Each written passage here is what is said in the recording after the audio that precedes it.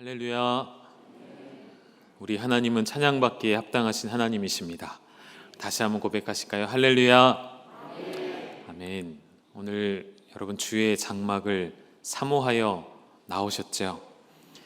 여러분 오늘 집을 나설 때에 정말 빨리 교회 가서 예배드리고 싶어서 정말 견딜 수가 없어서 그렇게 오셨습니까? 그렇게 오셨으리라 저는 믿고, 그래서 오늘 또 한 주간 여러분을 기다렸고 이렇게 만날 수 있는 것이 얼마나 감사한지 모르겠습니다. 여러분, 우리가 믿음 위에 굳게 선다라는 고백은 다른 방법이 아니라 다른 일이 있는 것이 아니라 그 말씀대로 행하는 삶이야말로 정말 말씀 위에 굳게 서 있는 줄 믿습니다. 여러분, 말씀을 들으시고 말씀을 읽으시고 말씀대로 행하는 능력이 여러분의 삶에 나타날 수 있기를 주님의 이름으로 축복합니다. 이 계절이 되면 사실은 회중석에서 기침이 굉장히 많이 나옵니다. 근데 두 가지 이유 때문에 기침이 좀 없는 것 같아요. 하나는 우리가 코로나 때문에 마스크를 좀 착용하니까 요즘에 내과나 이비인후과가 조금 어렵다는 이야기가 있을 만큼 예방이 잘 되는 것 같아요. 또 하나는 목이 좀 간지럽고 기침이 나올 것 같은데 옆 사람 눈치가 보여서 기침을 참으시는 분들도 계신 것 같으네요. 여러분 건강한 모습으로 또 오늘 함께 예배할 수 있어서 감사하고요. 또 지난주 3부 예배 시간에 저는 몰랐는데 의정부 시청에서 직원이 다녀갔다는 이야기를 예배 마치고 들었습니다. 그래서 조금 지적을 받았는데요. 다른 지적은 아니고 열방교회가 모범적으로 방역의 수칙과 의무를 너무 잘 지켜주셔서 고맙다. 그리고 3부 예배에 와서 보니 사람이 너무 많다.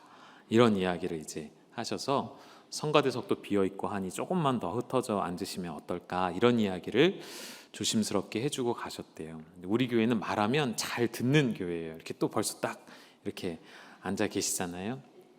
감사하고요. 근데 그 얘기를 딱 들을 때 처음에는 사실 기분이 조금 나빴습니다. 아니, 예배 30% 제한을 뒀잖아요. 제가 볼 땐 딱 30%인데 본인들 뒤에서 볼 때는 여러분 더 꽉 차 보이거든요. 앞에서 볼 때랑 뒤에서 볼 때는 조금 느낌이 달라요. 그래서 그럼 다음에는 직원이 오시면 앞으로 좀 데리고 와서 한번 보여드리고, 또 한편으로는 감사하더라고요. 그만큼 여러분이 예배를 또 사모하시고 이 현장에 나와서 하나님 앞에 예배당에서 예배드리기를 그만큼 사모해 주시니 참 감사한 것 같습니다. 이렇게 계속 감사를 고백할 수밖에 또 없는 이유는 오늘이 11월 1일이죠. 교회 보시면 현수막이 좀 교체가 됐습니다. 감사의 달을 맞아서 또 추수감사주의를 우리가 기다리면서 이 한 달을 하나님 앞에 우리가 감사로 올려드렸으면 좋겠습니다. 그런 의미에서 우리 옆 사람에게 이렇게 한번 고백하실까요? 감사하며 살아갑시다 라고 인사하실까요? 어떤 상황 속에서도, 어려움 속에서도, 코로나의 상황 속에서도 우리의 삶에 찾으면 감사할 제목들이 너무나도 많이 있다는 것을 여러분 알게 되실 것입니다. 오늘은 야고보서의 말씀을 또 보시면서, 오늘 사실 말씀은 굉장히 단순하고 심플합니다. 간결합니다. 그냥 이런 내용이에요. 너희가 하나님에 대한 믿음이 있으니 이웃을 차별하지 말고 사랑으로 대하라, 긍휼히 대하라, 이런 이제 이야기예요. 근데 오늘 이 차별에 관한 말씀을 우리가 함께 나누면서 먼저 생각해 봐야 할 것은 우리가 흔히 또 말하기도 하고 사용하는 사회정의라는 말이 있습니다. 이 사회정의라는 말은 우리 백과사전에 있는 말을 좀 빌려온다면 개인에게 정당한 몫을 부여해야 하고 그 몫에 대한 권리 그리고 책임까지도, 그리고 그에 따르는 이익까지도 정당하게 부여하는 것이 사회정의이고, 또 기회 또한 균등하게 분배하는 것이 투명한 사회를 지향한다라는 말입니다. 얼마 전에도 계속 언급드렸던 것처럼 이런 정당한 기회를 부여받지 못하게 하는 사회 속에 담겨져 있는 수많은 특혜와 논란들이 있다고 말씀을 드렸었죠.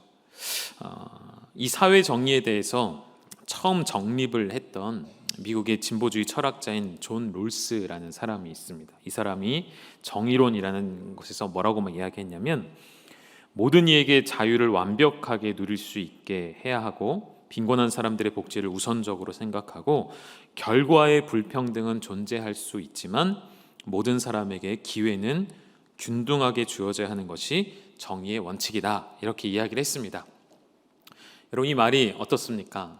맞는 말이죠. 옳은 말입니다. 그런데 제가 생각할 때에는 이 사회 정의는 이 세상에 인간이 존재하는 이상은 이루어질 수 없는 이상일 뿐이라는 생각을 해보게 되었습니다. 왜 그럴까요?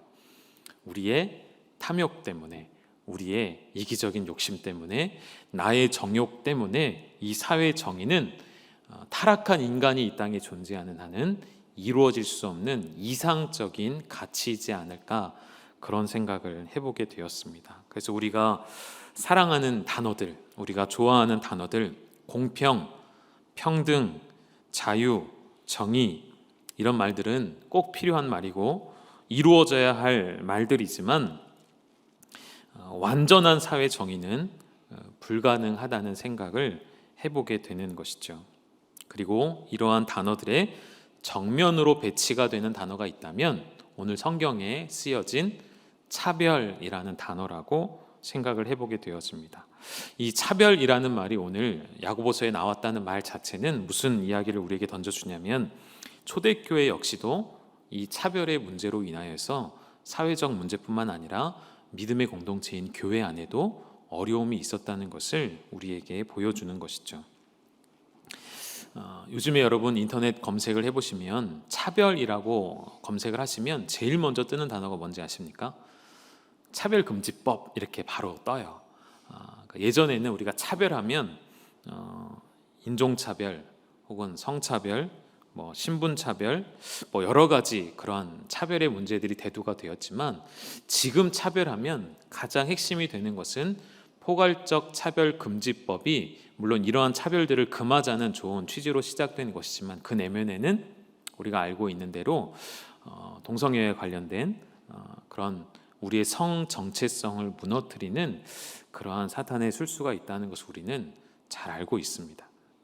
그래서 계속해서 우리는 이러한 문제에 관심을 가져야 하고 촉각을 세워야 하는 부분들이 있죠. 그런데 오늘은 이 차별금지법에 대한 이야기를 하려는 것이 아니라, 우리가 하나님 안에서 소위 믿음을 가지고 있다는 형제자매 안에서의 차별의 그 문제가 무엇인지, 그리고 말씀 안에서 이 문제를 우리가 어떻게 풀어야 할지를 간단하게, 심플하게 한번 살펴보시도록 하겠습니다. 여러분, 교회 안에도 차별이 존재합니까? 조금 더 좁혀서, 우리 열방교회 안에 차별이 존재합니까? 왜 대답을 안 하십니까? 마스크를 하고 계시니 대답을 하시는지 안 하시는지도 모르겠고, 존재하죠. 사람이 있다면 그곳에는 늘 차별이 있을 수밖에 없는 것이죠. 차별이라는 것이 꼭 너와 또 누군가를 더 다르게 사랑하는 것만이 차별이 아니라, 우리가 흔히 하는 일들, 우리 고향 출신, 우리 학교 후배, 이런 것들이 있잖아요. 혈연, 지연, 학연으로 똘똘 뭉쳐있는 나라가 우리나라이지 않습니까? 그런 사회 문화가 교회 안에 당연히 들어와 있겠죠. 제가 요즘에 유심히 지켜보는 뭐라고 표현하면 좋을까요? 한 무리, 한 단체가 우리 교회에도 있습니다.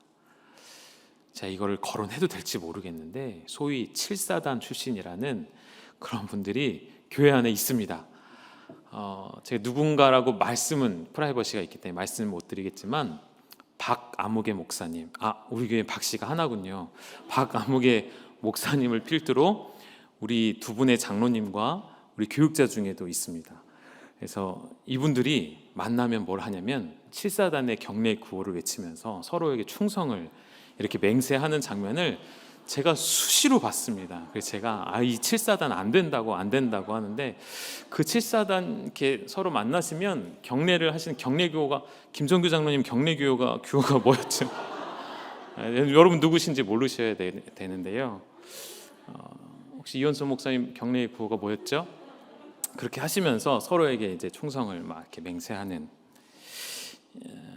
웃자고 하는 이야기이고요. 이런 모임들은 참 좋은 모임들이죠. 서로 격려하고 세워주고 이런 것들은 참 좋습니다. 그런데 이런 것이 아니라 정말로 나와 연결이 되어 있다고 해서 누군가를 더 세워주고 누군가에게 더 이익이 가게 되어지고 누군가에게 차등이 되어지는 그런 일들이 있으면 그것은 하나님도 원치 않으신다는 이야기를 야고보가 하고 있는 것입니다. 우리 1절의 말씀에서 뭐라고 하는지 우리 한번 같이 읽어보도록 하겠습니다. 시작. 네, 형제들아, 영광의 주 곧 우리 주 예수 그리스도에 대한 믿음을 너희가 가졌으니 사람을 차별하여 대하지 말라.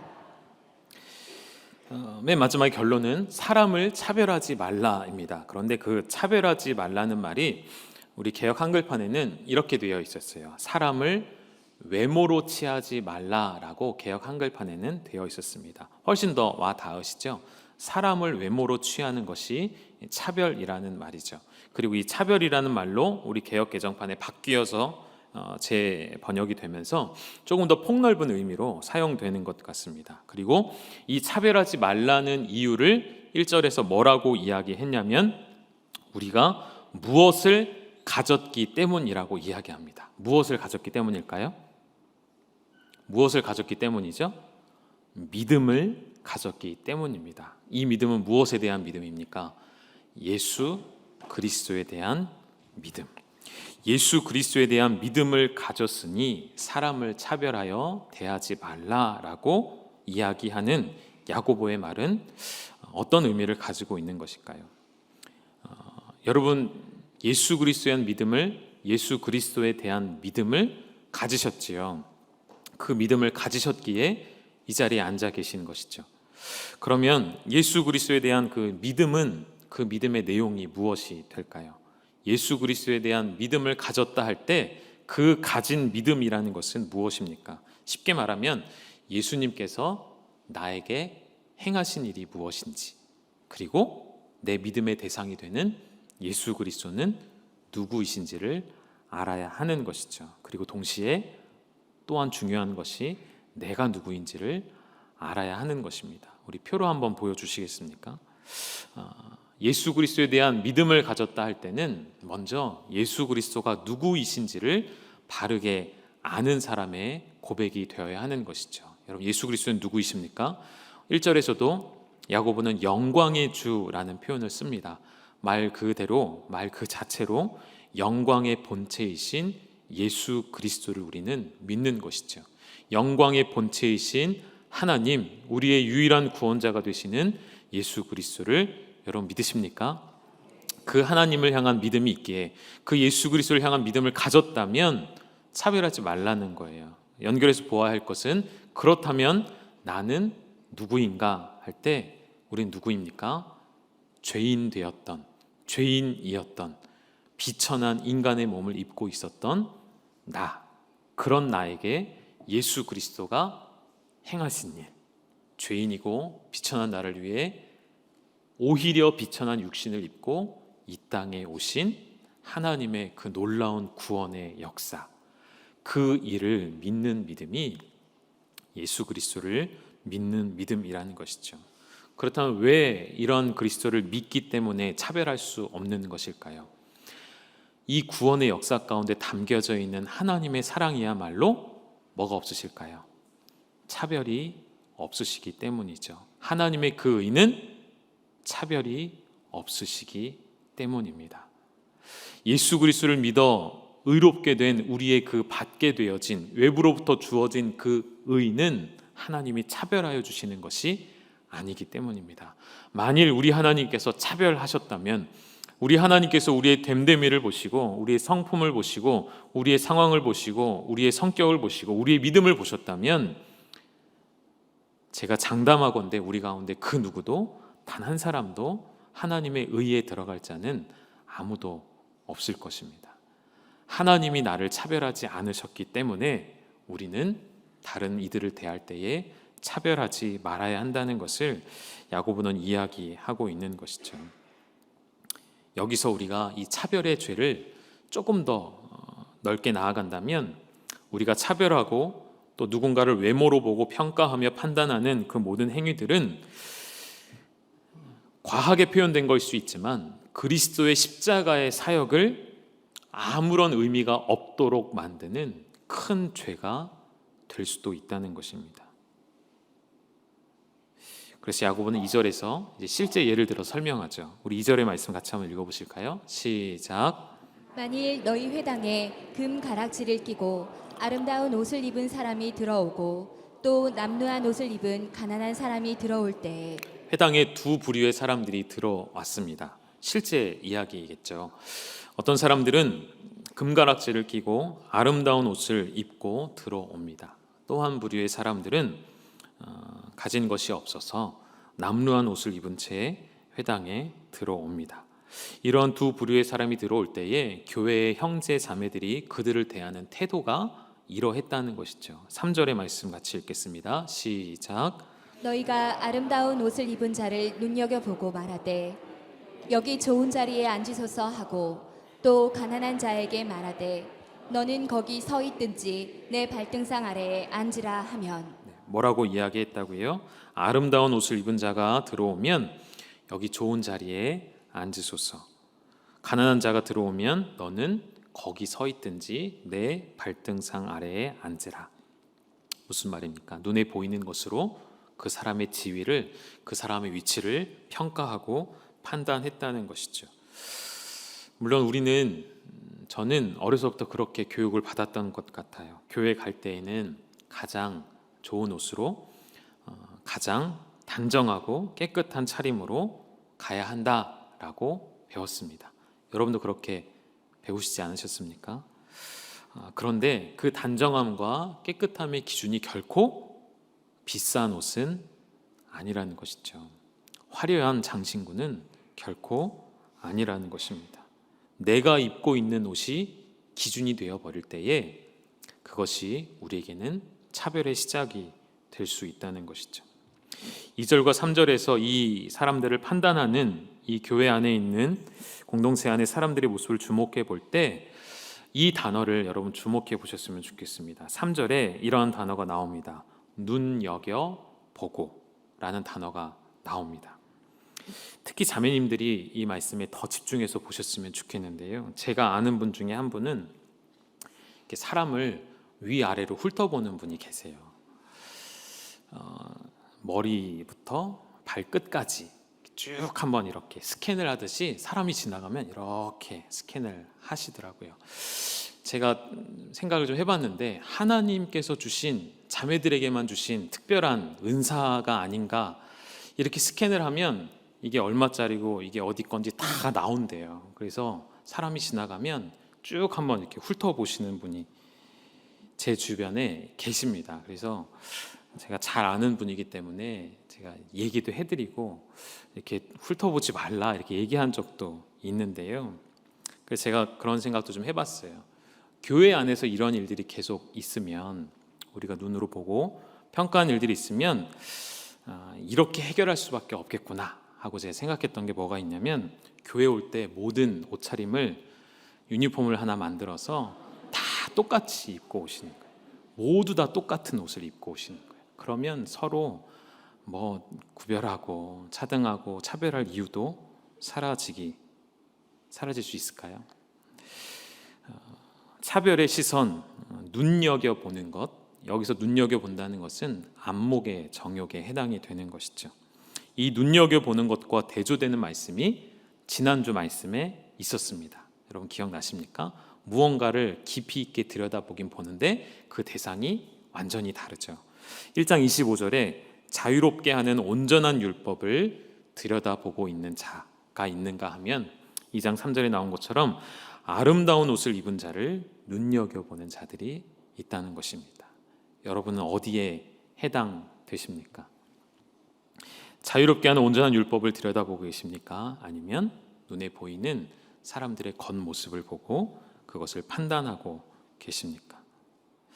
사랑하는 여러분, 우리 교회 안에는 이러한 세상의 아주 얕은 방식들, 사람을 평가하는 거짓된 모습들이 사라지기를 주님의 이름으로 축원하고 소망합니다.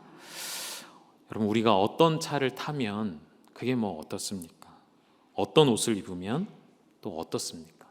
어떤 신발을 신으면 좀 어떻습니까? 상관없는 이야기인 것이죠. 하나님이 보시는 것은 그냥 여러분 흘리는 말로 듣지 마시고요. 정말 하나님께서 우리를 보시는 것은 무엇을 입고 나왔느냐를 보시는 것이 아니라, 무엇을 신고 나왔느냐를 보시는 것이 아니라 어떠한 마음과 어떠한 중심으로 나왔는지를 우리 하나님은 보고 계십니다. 제 이야기니까 제가 그냥 편하게 해도 될 것 같아서, 제가 오래전에 신발을 한 켤레 선물을 받았습니다. 구두를 한 켤레 선물을 받았는데, 선물을 주셔서 신어봤는데 사이즈가 조금 작아서 교환을 하러 가야 됐어요. 그래서 교환을 하러 가려고 하는데, 그게 어디였냐면 백화점에, 신세계 백화점에 3층에 가보시면 이렇게 매장이 막 이렇게 따로 있는 약간 비싸 보이는 그런 매장이었어요. 그래서 그 매장에 갔는데 제가 묻지 말았어야 되는데 너무 궁금해서, 아니 이 구두가 얼마짜리예요? 라고 거기 직원한테 바꾸면서 물어봤어요. 그랬더니 얼마라고 하더라고요. 여러분 궁금하시죠? 얼마인지. 얼마예요? 라고 하더라고요. 그래서 제가 깜짝 놀랐던 거죠. 놀라서 이 비싼 구두를 내가 신어야 되는가 말아야 되는가 고민을 좀 했었어요. 저희 아내랑 이야기하면서 이미 값이 지불되고 또 그분들이 이러이러한 마음으로 주셨다고 하니 그냥 한 번만 신자. 그래서 주일날 신었습니다. 오늘은 아니에요. 오늘은 아니니까 안 보셔도 돼요. 이 신발을 신었는데 그 주일날 어떤 일이 있었냐면, 이제 밖에서 인사를 하고 있는, 코로나 전이었어요. 밖에서 인사를 하는데 평소에는 그런 얘기를 안 하시는 분들이 지나가면서 이제 저한테 살짝 얘기들을 하고 하시는 거예요. 목사님 신발이 좋아 보여요.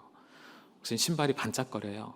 막 이런 얘기를 하고 가시는 거예요. 그래서 그 브랜드의 신발을 잘 아시나 봐요. 그래서 내가 이런 걸 신으면 성도님들 눈에 띄는구나 라는 걸 제가 좀 생각해 봤던 시간들이 있었습니다.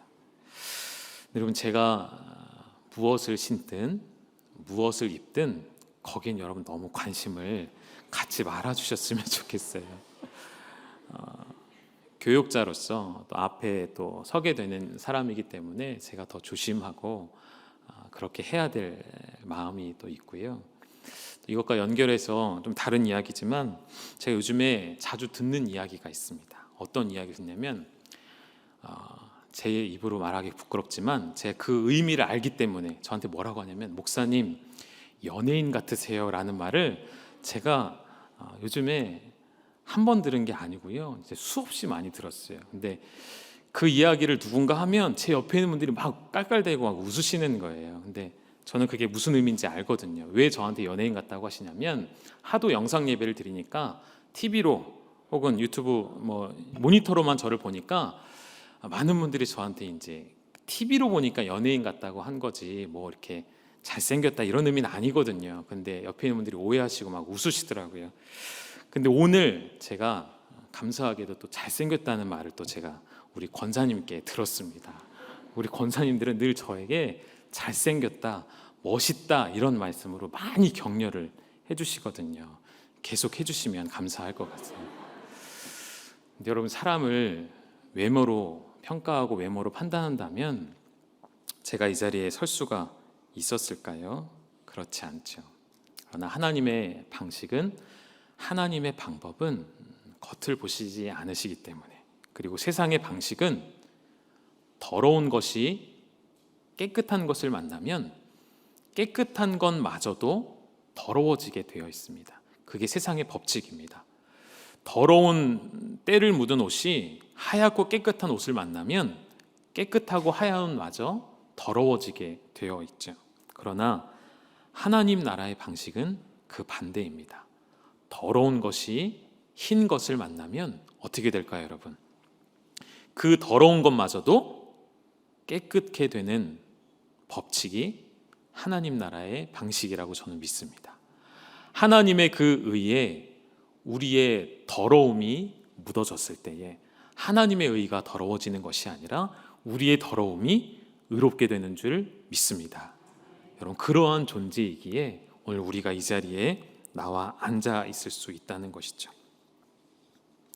그러한 하나님의 은혜를 우리가 망각하게 될 때에 우리는 나보다 못한 자, 나보다 연약한 자, 남루한 옷을 입은 자, 더러운 옷을 입은 자를 판단하고 평가하게 되는 것이죠. 실제로 몇 년 전에 우리 교회에 노숙자분이 함께 오셔서 예배 드린 적이 있었습니다.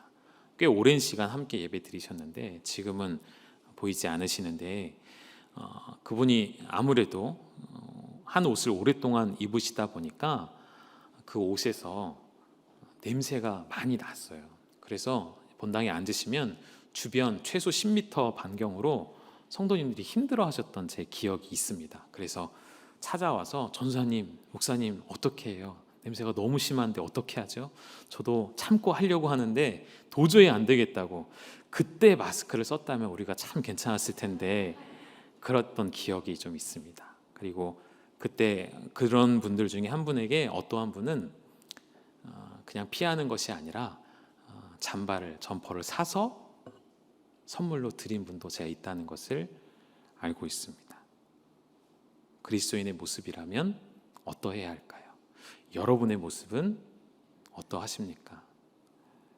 우리 안에 말씀이 있고 우리 안에 거룩함이 있고 우리 안에 생명을 주시는 생명이 되시는 그리스도가 살아 계시다면, 예수로 인해 내 더러움이 사라지고 내가 의롭게 되었다면 하나님이 오늘 우리에게 원하시는 것은 하나님이 우리에게 주신 그 의로 세상의 더러운 자들을 깨끗하게 하기를 원하신다는 것이죠. 그렇게 사용되어지는 저와 여러분 될 수 있기를 간절히 소망합니다. 그래서 오늘 우리가 이 차별하지 말라는 이 단순한 하나의 명제와도 같은 명령 앞에 우리가 그냥 차별하지 말아야지라는 그런 결단이 아니라 어떻게 하는 것이 진정으로 차별하지 않을 수 있는 방법인가를 오늘 말씀 가운데 찾아본다면 세 가지만 간단하게 요약을 해드리겠습니다. 첫 번째는 야고보가 계속해서 반복하는 영광이라는 단어와 같이 세상의 영광을 보는 것이 아니라 하나님의 영광을 보셔야 합니다. 차별하지 않기 위해서는 그 사람의 모습을 보는 것이 아니라 세상이 말하는 영광을 보는 것이 아니라 하나님의 영광을 볼 수 있다면, 눈을 높이 들어 하늘의 영광을 보고 세상의 영광을 보지 않을 수 있다면 그것이 첫 번째 차별하지 않을 수 있는 방법이 된다는 것입니다.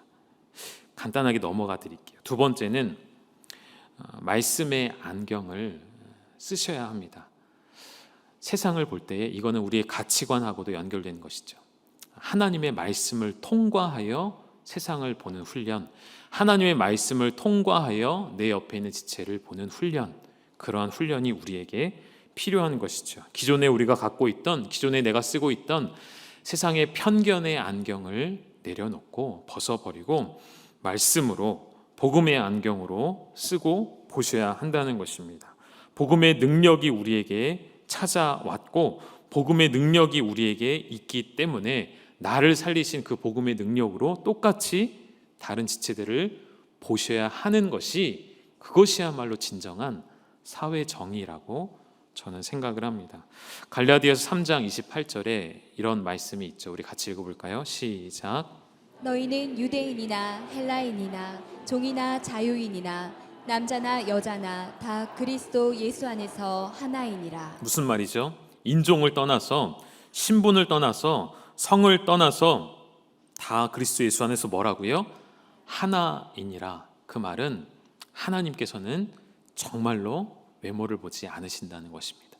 하나님은 정말로 우리의 겉모습, 우리의 행위를 보시는 분이 아니시라 하나님은 그런 각기 다른 우리의 모습을, 연약한 자, 가난한 자, 죄인된 자를 구별치 아니하시고 그리스도의 십자가 안에서 이미 다 용서하셨다라는 말씀인 것이죠. 세 번째는 우리 야고보서 2장 13절 마지막에 나온 것처럼 긍휼의 눈으로 봐야 합니다. 우리 2장 13절의 말씀도 우리 마지막으로 읽겠습니다. 시작. 긍휼을 행하지 아니하는 자에게는 긍휼 없는 심판이 있으리라.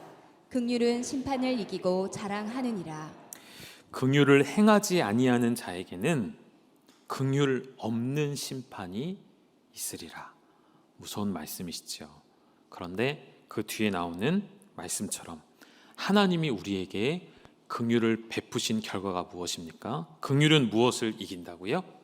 심판을 이깁니다.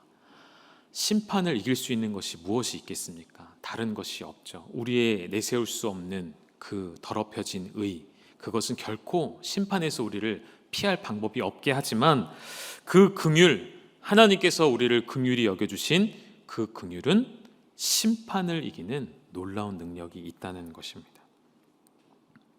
사랑하는 여러분, 하나님께서 나를 자격 없는 우리를 불쌍히 여겨주시고 구원의 은혜를 값없이 주셨습니다. 그 이야기는, 그 사실은 오늘 우리 교회 안에서도 한 영혼 한 영혼을 바라볼 때에 하나님과 같은 마음으로, 긍휼히 여기는 마음으로 보셔야 한다는 것을 우리에게 가르쳐 주시는 것입니다.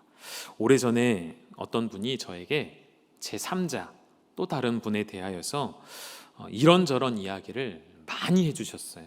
제가 해달라고 안 했는데도 많이 이야기를 해주시는 거더라고요. 귀는 열려 있으니까 얘기를 하면 듣게 되잖아요.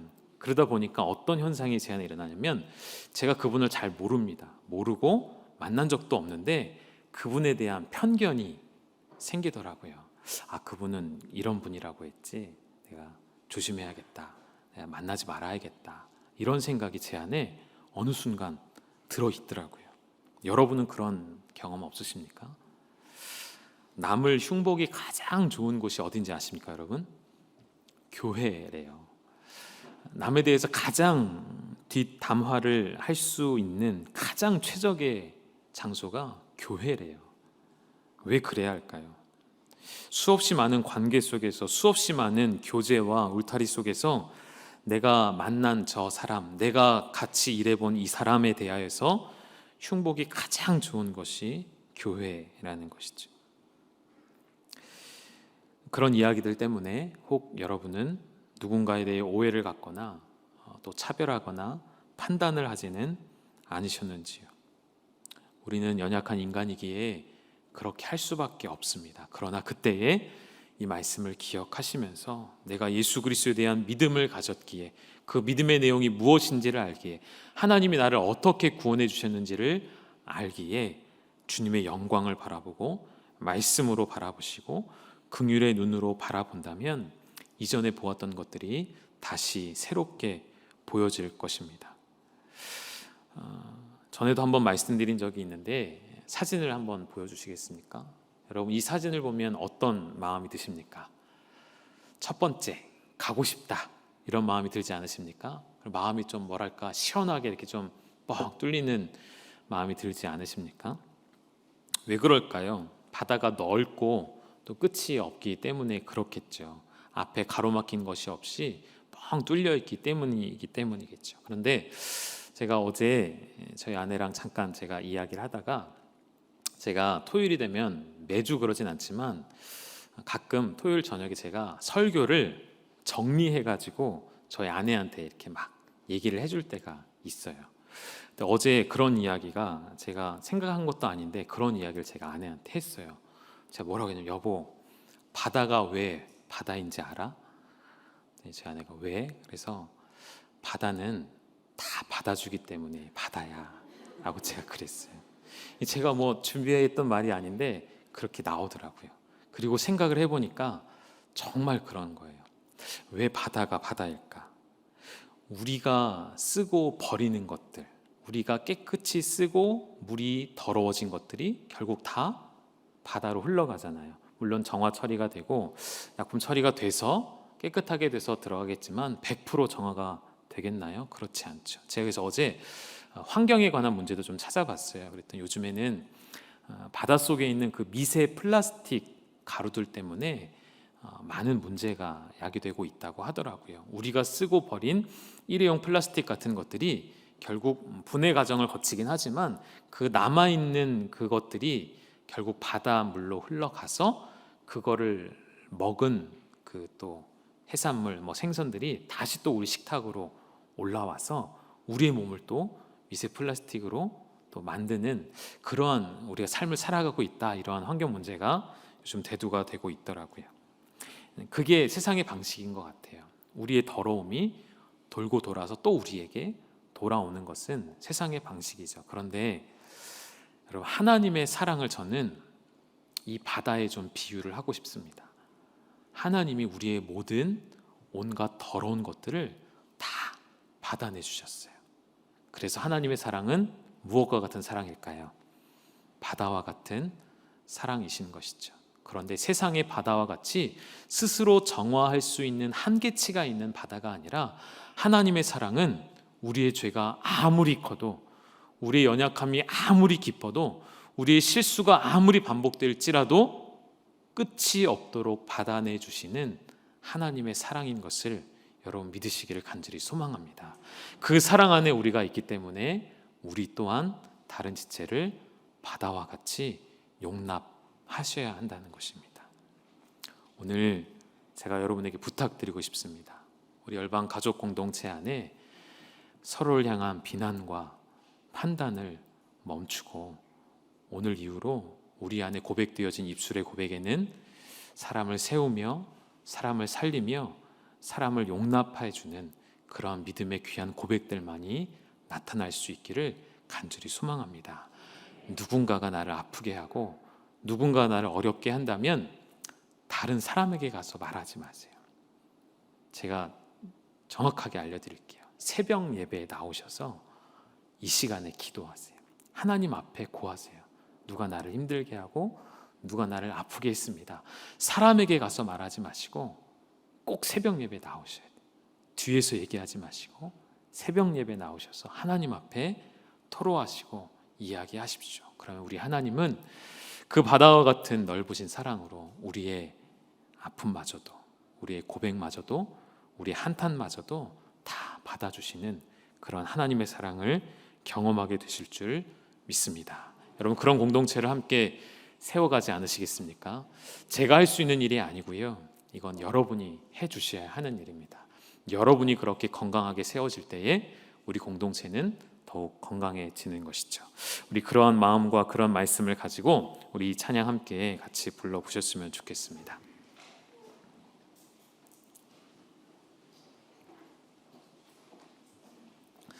바다 같은 주의 사랑이라는 찬양입니다. 혹시 모르시더라도 멜로디가 쉽기 때문에 같이 한번 따라서 불러보셨으면 좋겠습니다.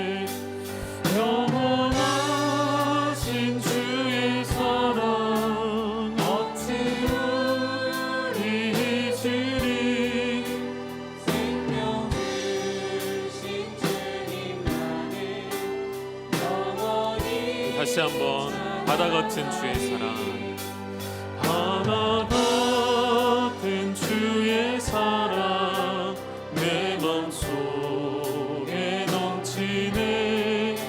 생명의 주를 위해 보혈 흘려주셨네.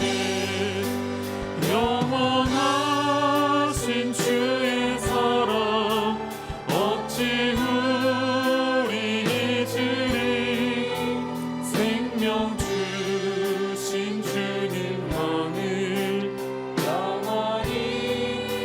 사절하실까요? 갈보리 그 언덕에서 깊은 샘이 터지고 하열 그의 잡이 넘치네. 그의 잡이 넘치 물결치는 주의 사랑 한없이 쏟아지고 하늘나라 평화 정의 죄악 세상 적시네. 우리 우리 다시 한번 1절 고백하실까요? 바다 같은 주의 사랑 내 맘속에 넘치네. 생명의 주를 위해 보혈 흘려 주셨네. 영원하신 주의 사랑 어찌 우리 잊으리. 생명 주신 주님만을 영원히. 우리 간주해 주시고요. 우리 함께 자리에서 일어나셔서 정말 나를 바다와 같은 사랑으로 품어주신 그 사랑을 기억하며 우리 함께 고백하겠습니다. 바다 같은 주의 사랑. 바다 같은 주의 사랑 내 맘속에 넘치네. 생명의 주를 위해 보혈 흘려 주셨네. 영원하신 주의 사랑 어찌 우리 잊으리. 생명 주신 주님만을 영원하신 주의 사랑. 영원하신 주의 사랑 어찌 우리 잊으리. 생명 주신 주님만을 영원히 찬양하리. 우리 시간 함께 기도하실 때에 여러분, 우리가 교만하게 행하는 것은, 우리가 누군가를 판단하는 것은, 누군가를 차등하며 누군가를 차별하는 것은 오늘 고백하신 대로 영원하신 주님의 사랑을 잊는 행위와 같습니다. 나에게 베푸신 하나님의 사랑을 인정하지 않는 행위와 같다는 것이죠. 우리 안에 미움이 일어날 때에, 우리 안에 분노가 일어날 때에, 우리 안에 감정이 소용돌이치는 것 같을 때에 기억하십시오. 다시 돌아가십시오. 하나님이 나를 어찌 사랑하셨는지, 하나님의 사랑이 바다와 같은 사랑임을 기억하며 나의 모든 것을 용납해 주신 그 주님의 사랑으로 내 사랑하는 지체들을, 내 사랑하는 공동체를 그렇게 사랑할 수 있는 마음을 내게 허락하여 주시옵소서. 여전히 내 안에 용납하지 못하고 용서하지 못한 지체들이 있다면 여러분 기도하십시오. 하나님, 내 안에 하나님의 사랑이 살아 계셔서 내 영혼을 품고 사랑할 수 있는 나의 믿음이 되게 하여 주시옵소서. 이런 마음으로 함께 통성으로 함께 기도하며 나아가시겠습니다. 아버지 하나님의 사랑은 크고 놀라우신데 어찌 나는 그 사랑을 특혜로 은혜로 입었음에도 불구하고 여전히 용서하지 못하고 여전히 사랑하지 못합니까? 하나님, 당신의 빚값 주고 사신 이 교회가 어찌 그리스도의 사랑을 본받지 못하고 함께 힐난하며 함께 비난하며 함께 판단하는 세상의 모습대로 살아가겠습니까? 하나님, 우리 안에 바다와 같은 주님의 사랑을 부어주시고 바다와 같으신 하나님의 사랑이 우리 안에 넘쳐나게 하시사 나를 위해 흘리신 예수 그리스도의 보혈을 기억하며 나 또한 이 세상 가운데 하나님의 나라와 하나님의 정의를 이루어드리는 우리 열방 공동체가 되게 하여 주시옵소서. 하나님, 내가 용납할 수 없는 그 영혼, 내가 용서할 수 없는 그 사람이 있습니까? 어찌 나의 힘으로 용서치 못하나 하나님의 사랑으로 용서할 수 있음을 기억하고 아버지 앞에 엎드리는 우리의 모습이 되게 하여 주시옵소서. 이제는 우리 주 예수 그리스도의 은혜와 하나님 아버지의 아들을 내어주시사 우리의 모든 죄를 용납하여 주신 그 바다와 같이 넓으신 사랑하심과 성령의 교통하심이 오늘 말씀을 통해 차별하는 것이 하나님의 의를 가치 없게 하며 하나님이 우리에게 베푸신 그 놀라운 십자가의 역사를 무의미한 것으로 만드는 큰 죄임을 기억하고 다시 한번 하나님의 놀라운 사랑과 같이 세상을 긍휼히 여기며 내게 허락하신 지체들을 사랑으로 품기를 결단하고 다짐하는 우리 열방 가족 공동체 위에 이제로부터 영원토록 함께 있을지어다. 아멘.